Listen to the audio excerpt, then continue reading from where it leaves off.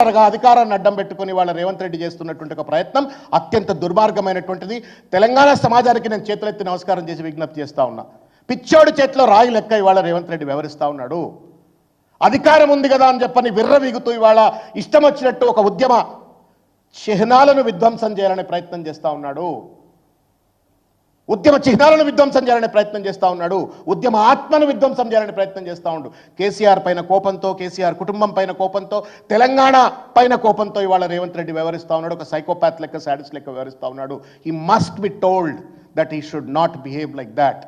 నేను అప్పీల్ చేస్తూ ఉన్నా, తెలంగాణ ప్రభుత్వంలో ఉన్న కేబినెట్ మంత్రులకు కావచ్చు, కాంగ్రెస్ పార్టీలో కూడా చాలామంది ఉద్యమంలో పాల్గొన్నారు.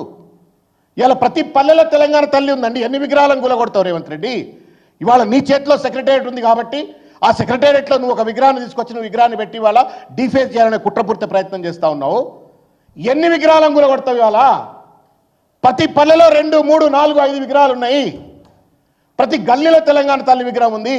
అంటే నీ లెక్క ప్రకారం తెలంగాణ తల్లి విగ్రహాలను ప్రతి చోట విధ్వంసం చెయ్యాలా? మీరు చెప్పండి నాకు, ఇది కుట్రనా కాదా? ఇది తెలంగాణ ఉద్యమం పైన జరుగుతున్న దాడియా కాదా? తెలంగాణ అస్తిత్వం పైన జరుగుతున్న దాడియా కాదా? తెలంగాణ ఆత్మ పైన రేవంత్ రెడ్డి చేస్తున్నటువంటి దాడియా కాదా? కేసీఆర్ గారి పైన అక్కస్తో ఇవాళ మొత్తం తెలంగాణ అస్తిత్వాన్ని సర్వనాశనం చేయాలనే ఒక ప్రయత్నం చేస్తూ ఉండు. నేను బాధతో చెప్తా ఉన్నాను. ఎందుకంటే ఆ తల్లి విగ్రహం చుట్టే ఆత్మ లెక్క తిరిగిన మనం అందరం కోట్ల మంది, లక్షలాది మంది, కోట్ల మంది జై తెలంగాణ అంటూ నినాదాలు ఇస్తూ ఆ తల్లి విగ్రహం చుట్టూ తిరిగినాం. ఆ విగ్రహాన్ని వాళ్ళ విధ్వంసం చేయాలని ప్రయత్నం చేస్తూ ఉండు. హీఈస్ డూయింగ్ ఒక పెద్ద పాపం చేస్తూ ఉండు రేవంత్ రెడ్డి. దయచేసి ఈ పాపం నుండి విరమించుకోవాలా అని చెప్పి నేను కోరుతా ఉన్నాను. నువ్వు ఉండే 4 ఏళ్ళు అయిపోయింది. నీది మధ్యలో ఎవరైనా వీకేస్తే రేపు రాహుల్ గాంధీ వద్దంటే ఇంకో 6 నెలల పదవి అయినా పోతుంది, 3 నెలల పదవి అవుతుంది. కానీ నీకున్నటువంటి ఒక అశాశ్వతమైనటువంటి పదవి కోసం శాశ్వతమైనటువంటి ఒక తెలంగాణ ఉద్యమ గుర్తును నాశనం చేసేటువంటి ఒక హక్కు, అధికారం నీకు లేదు రేవంత్ రెడ్డి. మహాత్మా గాంధీని ఈ దేశంలో ఎట్లయితే ఎవరైతే చెరిపోయలేరో కేసీఆర్ పేరు అట్లా చెరిపోయలేరు.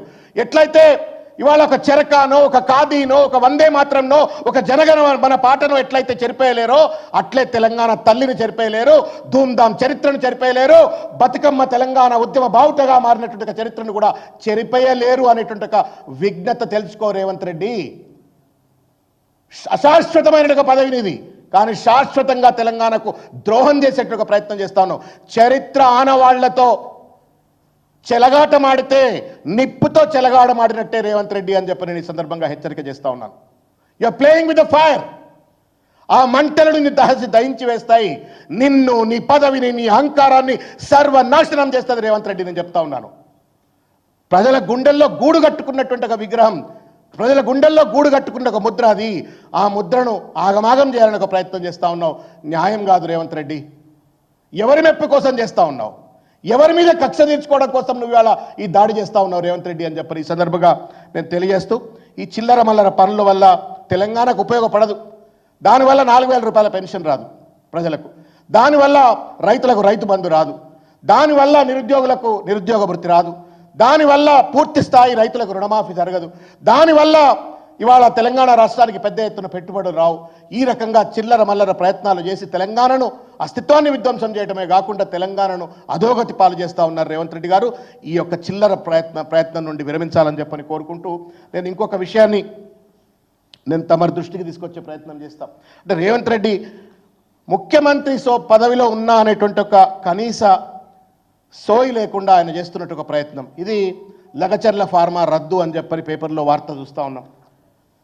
మీరందరూ గుర్తుంటుంది, నేషనల్ హ్యూమన్ రైట్స్ కమిషన్ కావచ్చు, ఎస్సీ కమిషన్ కావచ్చు, ఎస్టీ కమిషన్ కావచ్చు, లేకపోతే పెద్ద ఎత్తున ప్రజా సంఘాలు, బీఆర్ఎస్ పార్టీ పెద్ద ఎత్తున పోరాటం చేపట్టినప్పుడు మేము ఫార్మా కంపెనీ పెట్టట్లేము అనడా చెప్పని, ఫార్మా కంపెనీ కోసం నేను అని చెప్పని భూమి గుంజుకుంటాం అల్లుడు కోసం అని చెప్పిన తర్వాత ప్రజలు రోడ్ల మీదకి వచ్చి పెద్ద ఎత్తున కొట్లాడిన తర్వాత నేను ఫార్మా కంపెనీ పెట్టట్లేను, ఇండస్ట్రియల్ కారిడార్ పెడుతున్నా, అక్కడ పొల్యూషన్ లేదు, గిల్యూషన్ లేదు అని చెప్పని మాట్లాడిండు. అదేదో తొండలగుడ్లు పెట్టే భూములు అని చెప్పని అన్నాడు. వాస్తవానికి ఇవాళ ఏంటి అంటే, ఈ నోటిఫికేషన్ కనుక ఒకసారి ఎవరైనా చూసినట్టయితే మిత్రులారా, ఇది ఆయన ఇచ్చినట్టు ఒక నోటిఫికేషన్. ఈ నోటిఫికేషన్లో స్పష్టంగా మీకు కనబడుతుంది, భూసేకరణ తెలంగాణ ప్రభుత్వం ఈ దిగువ నిర్దిష్టపరిచిన వికారాబాద్ జిల్లా దుద్యాల మండలం లగచర్ల గ్రామంలో ప్రయోజన నిమిత్తం అనగా ఫార్మా గ్రామాలు ఏర్పరచడానికి అని చెప్పని రాస్తాడు. ఒక ముఖ్యమంత్రి ఇట్లా అబద్ధాలు ఆడొచ్చునా? ఒక ముఖ్యమంత్రి చరిత్రను విధ్వంసం చేసి అకృత్యాలకు పాల్పడొచ్చునా? అట్లా పాల్పడే వ్యక్తి ముఖ్యమంత్రి కుర్చీ మీద కూర్చుంటే మనం అందరము సంకలు గుద్దుకుంటా చూద్దామా? దయచేసి రేవంత్ రెడ్డి గారు విజ్ఞతతో వ్యవహరించండి. మీరు కూర్చున్న కుర్చీ మహానుభావులు కూర్చున్న కుర్చీ. అది చెన్నారెడ్డి గారు లాంటి ఒక మహానుభావుడు కూర్చున్నాడు, కేసీఆర్ గారు లాంటి ఒక మహానుభావుడు కూర్చున్నాడు, పివి నరసింహారావు గారు లాంటి ఒక మహానుభావుడు కూర్చున్నారు, దామోదర సంజయ్ లాంటి మహానుభావుడు కూర్చున్నాడు, నీలం సంజీవ్ రెడ్డి గారు లాంటి ఒక పెద్ద పెద్ద నాయకులందరూ కూడా ముఖ్యమంత్రులుగా, బ్రహ్మానంద రెడ్డి గారు ఇటువంటి ఒక పెద్ద పెద్ద వాళ్ళందరూ కూడా అక్కడ ముఖ్యమంత్రులుగా పనిచేసిండ్రు. ఆ కుర్చీలో నువ్వు కూర్చున్నావు. సోయి మర్చిపోయి ఇవాళ కసితో, కక్షతో, కేసీఆర్ గారి పైన కోపంతో, తెలంగాణ పైన కోపంతో ఇవాళ అటు ప్రజలను ఆగమాగం చేసే ప్రయత్నం చేస్తూ ఉంటారు. చివరిగా నేను ఇవాళ రేవంత్ రెడ్డి ఇది కూడా చెప్తా ఉన్నా, మీరు ఫార్మా రద్దు చేస్తుంటే ఇండస్ట్రియల్ కారిడార్ అని చెప్పని అంటా ఉన్నాడు. ఇది కూడా ప్రజల భూములను ప్రజల అభిష్టం మేరకు మాత్రమే తీసుకోవాలా?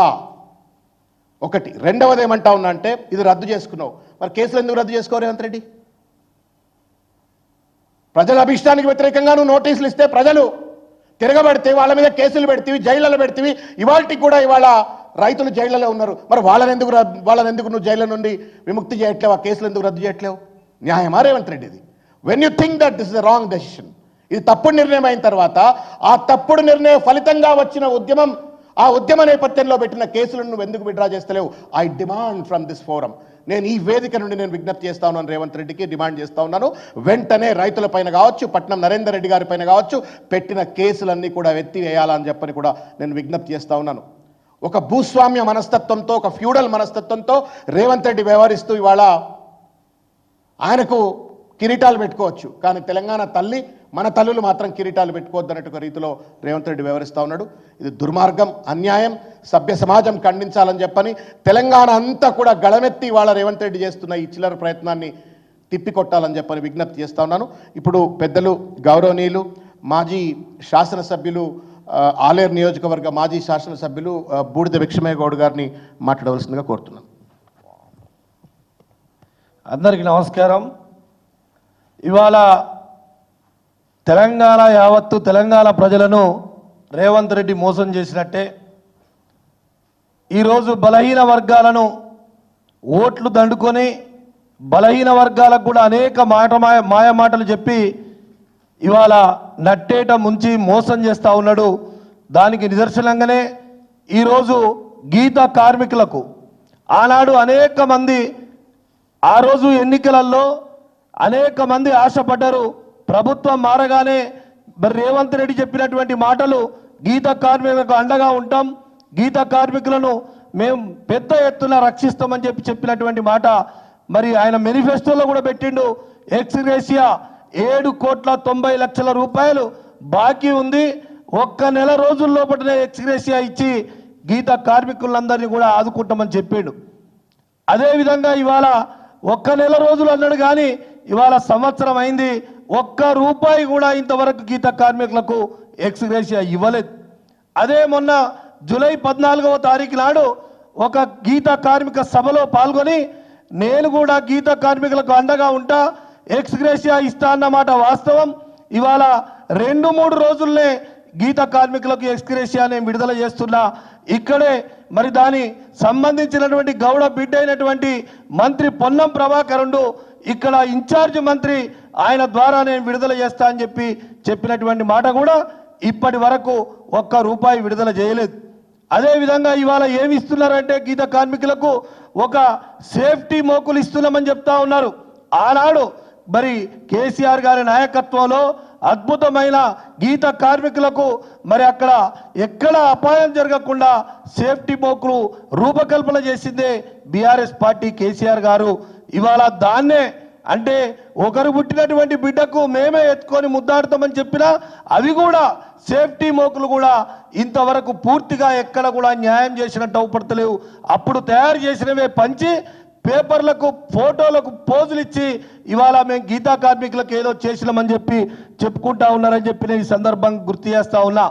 ఆ రోజు మేము గీతా కార్మికులకు ఇవాళ కేసీఆర్ గారు ఆనాడు 2 లక్షలు ఉన్నటువంటి ఎక్స్గ్రేషియా 5 లక్షలకు పెంచితే నేను వచ్చిన తర్వాత రేవంత్ రెడ్డి చెప్పిండు 10 లక్షల రూపాయలు నేను ఎక్స్గ్రేషియా పెంచుతా అన్నాడు. కానీ 10 రూపాయలు పెంచిన పాపాన పోలే. బైకులు ఇస్తామన్నారు, 2 వీలర్లు ఇస్తామన్నారు. మరి ఏది కూడా ఇచ్చినటువంటిది ఎక్కడ కూడా ఏ ఒక్క రూపాయి కూడా గీతా కార్మికులకు ఇవ్వలేదు. అదే కాకుండా ఆనాడు నీరా ధర్మభిక్షం గారు సూచించినటువంటి నీరాను మరి బీఆర్ఎస్ ప్రభుత్వం ఆనాడు కేసీఆర్ గారు పెద్ద ఎత్తున అంటే గీత కార్మికులకు ధర్మభిక్షం గారు ఏ విధంగానైతే ఆకాంక్షించిండో ఆ ఆకాంక్షలు నెరవేర్చడానికి నందనంలో ఉన్నటువంటి మరి అక్కడ గీత కార్మికులందరికీ కూడా నీరా భవన్ కట్టియడానికి 8 కోట్ల రూపాయలు ఆ రోజే కేటాయించి బిల్డింగులు కూడా పూర్తయినాయి. కానీ ఇప్పటి వరకు ఈ ప్రభుత్వం సోయి కూడా లేదు, కనీసం దాన్ని ప్రారంభించడానికి కూడా ఇవాళ నోచుకున్నటువంటి పరిస్థితి ఇవాళ ఈ ప్రభుత్వం ఉందని చెప్పి సందర్భంగా నేను గుర్తు చేస్తా ఉన్నా.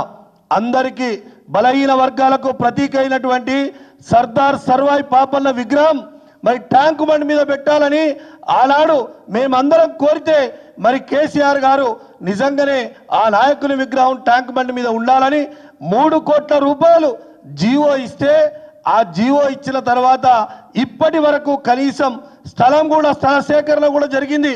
అయినప్పటికీ ఇవాళ ఈ ప్రభుత్వం చీమ కుట్టినట్టుగా లేదు. నేను పొన్నం ప్రభాకర్ గారిని కోరుతా ఉన్నా, మంత్రిగా కులబిడ్డగా నిన్ను అడ్డం పెట్టుకొని రాజకీయం చేస్తున్నటువంటి రేవంత్ రెడ్డిని నిలదీయాలని చెప్పి నీ పేరు ప్రస్తావించి ఆనాడు మరి పొన్నం ప్రభాకర్ గారి ద్వారా ఇస్తా అన్నటువంటి మాట ఇంతవరకు నిలబెట్టుకోలేదంటే నిన్ను కూడా కులంలో బదనాం చేయడానికి ఒక ప్రయత్నం చేస్తా ఉండు. బలహీన వర్గాలైనటువంటి నిన్ను అడ్డం పెట్టుకొని రాజకీయం చేస్తా ఉండు. మరి నువ్వు ఖచ్చితంగా కళ్ళు తెరిచి ఇవన్నీ కూడా తొందరగా పూర్తి చేయాలని చెప్పి ఎక్స్రేషియా తొందరగా ఇవ్వాలని చెప్పి అదేవిధంగా జనగాం జిల్లాను సర్దార్ సర్వాయి పాపన్న జిల్లాగా పేరు పెడతా అని చెప్పి గొప్పలు చెప్పిండ్రు. కానీ కనీసం డబ్బులు కేటాయించకపోగా గౌరవమైనటువంటి పేర్లు ఇవాళ ట్యాంకు బండి మీద విగ్రహం కానీ జనగాం జిల్లాకు సర్దార్ సర్వాయి పాపన్న విగ్రహం కానీ ఈ పేరు కానీ ఎందుకు పెట్టడం లేదు? అందుకే దీని మీద ఎంతమందిని మోసం చేస్తే ఖచ్చితంగా గీత కార్మికులందరూ నీ వెంబడి పడతారని చెప్పి రేవంత్ రెడ్డిని హెచ్చరిస్తా ఉన్నా.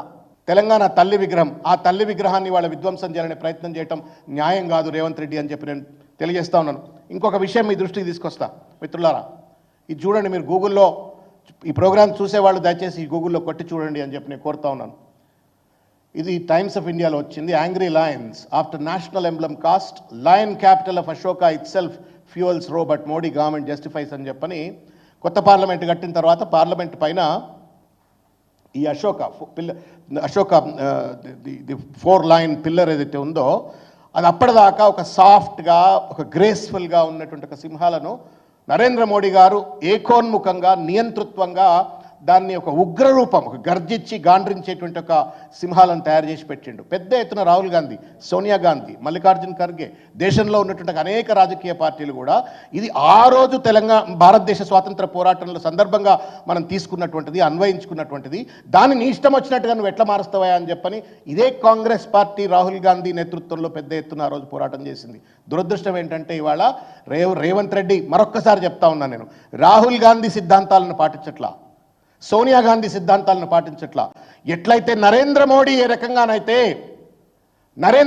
రకంగానైతే సెనగోలు పట్టుకొచ్చి వాళ్లకు సంబంధించినటువంటి ఒక గుర్తులను, ఒక రాచరికపు గుర్తులను ఎట్లయితే పార్లమెంట్లో పెట్టాలనే ప్రయత్నం చేసిండో, ఎట్లయితే ఉగ్ర సింహాలుగా అశోక స్తూపాన్ని ఎట్లయితే ట్యాంపర్ చేసిండ్రో, మ్యానిపులేట్ చేసిండ్రో, ఇవాళ తెలంగాణ తల్లి విగ్రహాన్ని కూడా అదే రకంగా మ్యానిపులేట్ చేసేట ఒక ప్రయత్నం చేస్తూ ఉన్నాడు. నేను ఒక విషయం చెప్తా ఉన్నాను, ఏం చేయబోతా ఉన్నాడంటే నాకు సూచాయగా అక్కడిక్కడ ఇన్న ముచ్చట్లు ఏంటంటే కిరీటం ఉండొద్దట, ఓరలేకపోతా ఉన్నాడు.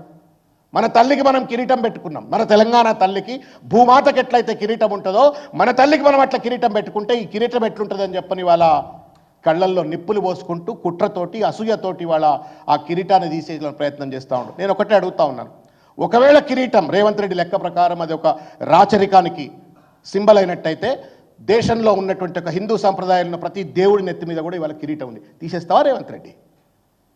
ఒక దేవతా స్వరూపం ఉండాలా అని చెప్పని, భూమాత స్వరూపం ఉండాలని చెప్పని తెలంగాణ తల్లికి ఆ విగ్రహం పెడితే నువ్వు ఇవాళ దాన్ని విధ్వంసం చేయాలనే ప్రయత్నం చేస్తూ ఉన్నావు. ఒకవేళ అది సామాజిక స్ఫూర్తికి వ్యతిరేకమని చెప్పని రేవంత్ రెడ్డి భావించినట్టయితే నేను రేవంత్ రెడ్డి గారిని సూటిగా అడుగుతా ఉన్నాను, ఇవాళ కిరీటం ఉండడమే గనక ఒకవేళ సామాజిక స్ఫూర్తికి వ్యతిరేకమే అయినట్టయితే రేవంత్ రెడ్డి గారు రేవంత్ రెడ్డి అని పెట్టుకోవడం కూడా సామాజిక స్ఫూర్తికి వ్యతిరేకమే.